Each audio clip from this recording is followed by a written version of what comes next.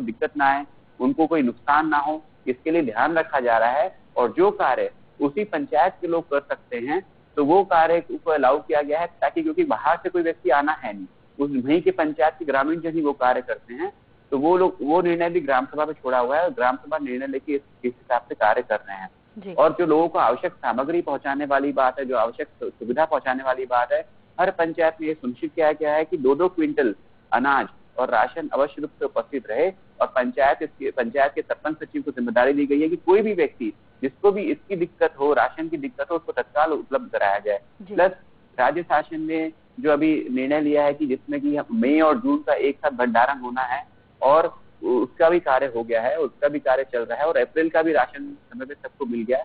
तो राशन की वहाँ पे जो सब्जियों की ये सब की दिक्कत ना हो, इसके लिए हम सिविल सोसाइटी का भी सहयोग ले रहे हैं। एक हमारी सिविल सोसाइटी है निर्माण सोसाइटी, जिसको हमने केवल कृषकों को नुकसान ना हो इसके लिए लगाया है, क्योंकि अभी होलसेल मंडी बंद है। तो हम इसके लिए कर रहे हैं कि कैसे हम लोग जो हमारे स्व सहायता समूह की दीदियां लोग हैं जिनके पास ई रिक्शा है, उनके माध्यम से हम लोग उनको कुछ आई कार्ड इशू किए हैं कि किसानों के खेतों से डायरेक्ट सब्जियों को जो है कस्टमर तक पहुंचा सके। तो जो हमारे नगरीय क्षेत्र में जो हमारे कस्टमर्स हैं उन तक डिमांड लेते हैं, वो मोबाइल पे व्हाट्सएप पे डिमांड लेते हैं और उसको जितने की डिमांड आती है उसको ई रिक्शा से पिकअप करते हैं किसान के खेत से और डायरेक्ट कस्टमर को सप्लाई करते हैं।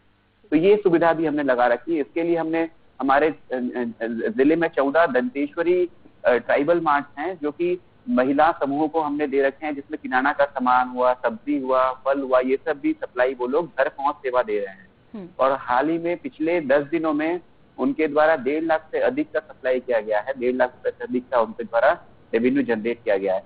तो ये सिस्टम बनाया हुआ है कि लोग एक दूसरे की मदद कर पाए। जहाँ पे नगरीय क्षेत्र में जैसे जहाँ पे संभव हो पाए, हमने वार्ड वाइज जो है लोगों से ही बोला कि एक-एक वार्ड में एक-एक जो है आप जो है सहायता के लिए जो है लोगों को लगाइए। स्वास्थ्य रक्षक के रूप में वॉलंटियर्स हम लगा रखे हैं कि पूरे वार्ड का वो डिमांड ले लेते हैं कि सुबह से शाम तक किसको क्या चीज की आवश्यकता है, और फिर वो डिमांड लेके जो है फिर वो सामग्री सप्लाई करते हैं पूरे वार्ड में। ठीक है दीपक जी, यहाँ हमें आपसे ये भी समझना है कि जिले में ठीक है आपने पूरा कंट्रोल कर रखा है, लेकिन जिले का ऐसा वो कौन सा क्षेत्र है जहाँ से ज्यादा संक्रमित मिल रहे हैं और फिलहाल उसको कंट्रोल करना आपके लिए सबसे बड़ी चुनौती है? हमारे जिले में हमारे 2 जो नगर पालिका हैं, हमारे किरंदुल और बचेली, यहाँ पे एनएमडीसी का जो वर्क एरिया है और यहाँ पे लोगों का बाहर से आवागमन बहुत होता है। हैदराबाद से, विशाखापट्टनम से बहुत लोग आते जाते हैं, तो उस कारण से वहाँ पे संक्रमण जो है हमारा पॉजिटिविटी रेट 15 हो गया था एक समय पे, उसको हमने कंट्रोल किया है। और वहाँ पे ये सुनिश्चित किया है कि सभी प्रत्येक घरों में हम लोग जो है प्रोफिलेक्टिक ट्रीटमेंट जो है वो की दवाइयों के किट भिजवाएं।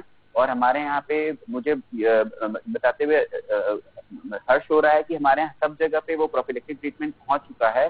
13,000 परिवारों को वहाँ पे जो है प्रोफिलेक्टिक ट्रीटमेंट उपलब्ध कराया गया है और उनको ये जागरूकता दिया गया है कि जैसे ही लक्षण दिखे आप तत्काल दवाई ले लीजिए। क्योंकि आप अगर सोचते हैं, लक्षण को इग्नोर करते हैं और फिर आप जब जांच कराते हैं और फिर जांच रिपोर्ट आता है, तो ये पूरे जो साइकिल है कि हम पहला लक्षण जो दिखता है हमको लगता है नॉर्मल कुछ सर्दी खांसी होगा, तो हम 1-2 दिन उसको नजरअंदाज करते हैं। जब तीसरे चौथे दिन बढ़ता है फिर हम जाते हैं टेस्ट कराने, जब रिपोर्ट आती है 1-2 दिन उसमें लग जाता है, तो फिर पूरा 5 से 6 दिन का जो नुकसान होता है वो ना हो। तो इसी के लिए हमने पूरे किट बंटवा दिए लोगों को और लोगों तक दवाइयाँ पहुंच। बिल्कुल, और ये जरूरी है, इसीलिए कहते भी हैं कि प्रिकॉशन यदि आप ले लेंगे तो चूंकि आप ऐसे क्षेत्र में रह रहे हैं जहां पर थोड़ी सी दिक्कत होगी आपको संबंधित अस्पताल तक पहुंचने में, या कहें कि जितनी जरूरत है उतनी स्वास्थ्य सुविधाएं मिलने में, तो क्यों ना आप पहले से ही, इसीलिए शायद कहा भी जाता है दीपक जी की prevention is better than cure. यहाँ मैं आपसे ये भी जानना चाहूंगी कि एक अपील हमारे दर्शकों से INS 24/7 के माध्यम से दीपक सोनी दंतेवाड़ा कलेक्टर क्या कहना चाहेंगे, और न सिर्फ दंतेवाड़ा जिले के लोगों को बल्कि पूरे देश को जो मैसेज देना चाहते हैं इस कार्यक्रम के माध्यम से, वो क्या है?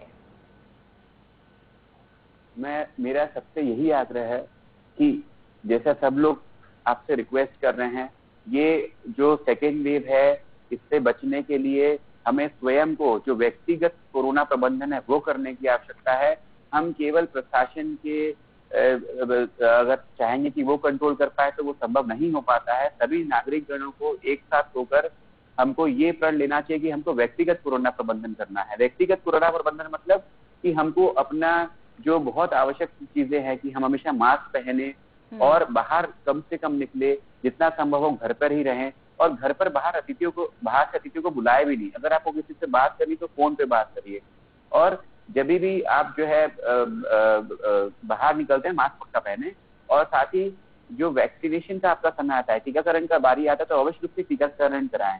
और आप जो है बार बार अपने हाथ को सैनिटाइज करिए, और किसी से भी बात करते हैं तो 2 गज की दूरी का पालन करिए। तो ये बहुत ही सरल उपाय है, और हम सब अगर इसका पालन करेंगे तो अवश्य रूप से, जैसे कि पहले भी हमारे यहाँ पे सभी लोगों ने बहुत सहयोग किया और हम बहुत जल्द जो है कोरोना से विजयी हासिल कर चुके थे। इस बार पुनः मुझे पूरा विश्वास है कि सभी नागरिकगण के सहयोग से हम पुनः बहुत जल्दी जो है कोरोना पर विजय हासिल करेंगे। बिल्कुल दीपक जी, बहुत बहुत शुक्रिया आपका इस वक्त में हमें इतना वक्त हमारे साथ शेयर करने के लिए। हमारे दर्शकों को दंतेवाड़ा जिले में किस तरह की तैयारियां हैं, किस तरह की रणनीति के तहत आप लोग काम कर रहे हैं, इस बारे में अवगत कराने के लिए बहुत शुक्रिया। ऑल द बेस्ट कि बहुत जल्दी इस क्षेत्र में भी जो कोरोना अपने पैर पसार रहा है वो पूरी तरह कंट्रोल में आए, और माई दंतेश्वरी जिसके लिए दंतेवाड़ा प्रसिद्ध है, सभी उसके दर्शन कर पाए। फिलहाल चूंकि आसपास के जिले के आसपास की जो सीमाएं वो सील है, ये हम जानते हैं, इसलिए दंतेवाड़ा के लोग जो इस वक्त खासतौर पर हमें देख रहे हैं, बेहद आपको सावधानी बरतने की जरूरत है। बहुत शुक्रिया दीपक जी आपका भी, और इसी के साथ खास मुलाकात में फिलहाल इतना ही, दीजिए इजाजत, नमस्कार।